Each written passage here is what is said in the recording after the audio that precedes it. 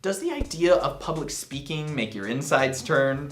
Or perhaps starting a YouTube channel, getting in front of a camera, overcoming some of your deepest fears, which consume so many people. It's an incredibly common fear, public speaking. And the top reason that it is because nobody does it. A lot of people don't want to do it. And when I started getting out there and educating, this was super awkward. I mean, getting in front of this camera, if you go back to some of my old stuff and you look at it, I mean, you'll see exactly what I mean. I didn't know how to look at the camera. I didn't know, do I look like a little up to the left? Do I look right into it? I mean, it seems kind of weird that I'm looking right into the camera, but it really taught me a lot. I mean, it taught me a lot about myself. Now I have about 178 videos, and I gotta tell you that I never thought I would see the day that I could say YouTube has helped my mental health. It's improved my depression, it's improved my anxiety, and that's not a stretch either. It really has. It's improved my self-confidence probably by 200% or more. When I first started making videos and I would look at these, my natural self, being depressed and anxious at that time especially, was that I was disgusted. Like, I couldn't look at myself in the work that I had produced. I don't know why something drove me to keep going. I don't know why I wanted to keep making videos. There was something about it. I'd look and, disgust at what I had made, but at the same time, there was something that kept driving me forward, and I knew there was something great about being able to reach others and help others. Even if I'm not one of the top YouTubers. And this is why I encourage you to do the same. Getting in front of a camera and speaking is one of the best things you can do for your self-confidence. And you might think, Chris, that's insane. Like, I don't want to do that. It feels so awkward. Well, so does everything else when you first started. But the more you do it, the more natural it becomes. I didn't know what to do with my hands. I didn't know where to put silence. What speed should I go? Should I go fast? Should I go slow? And you're thinking about all these things with people, like, what's their attention span? Like, how long are they gonna really? I think I need to speed through this content as fast as possible so I keep their attention.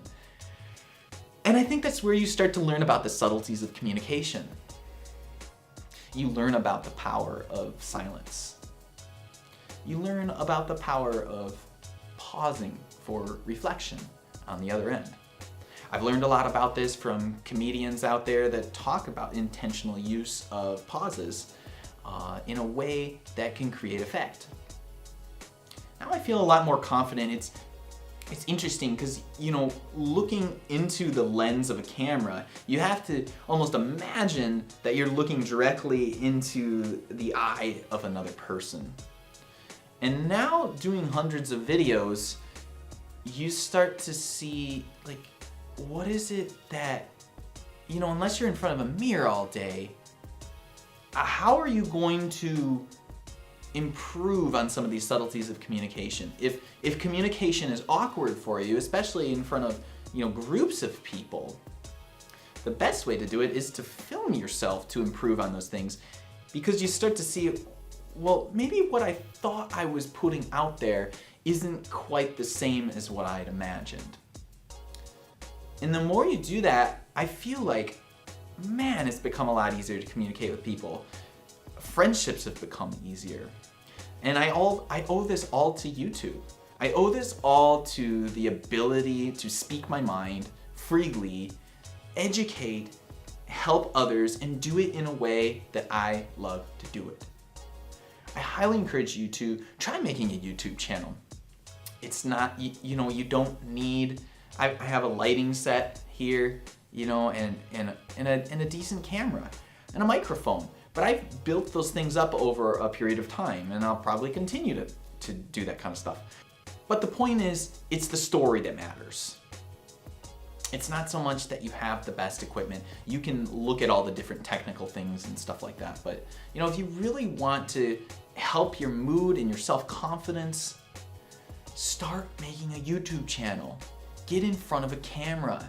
Share something no matter how small it seems. If you can help somebody in some way, no matter how trivial that seems, that's gonna make you feel good. It's gonna make you feel good. Even if, your first few videos only get 10 views. Doesn't matter. You just impacted 10 lives. Think about the ripple effect from something like that. There's plenty of technical videos out there that you can look at, like how to do it. My point is, just like anything else, just try it. Get started, give it a go. I'd love to hear any questions you might have about starting a YouTube channel, your thoughts about it, your fears, your reservations. If you've been thinking about it, you've been holding back, and you're kind of like, Chris, I really want to do this. Where do I get started?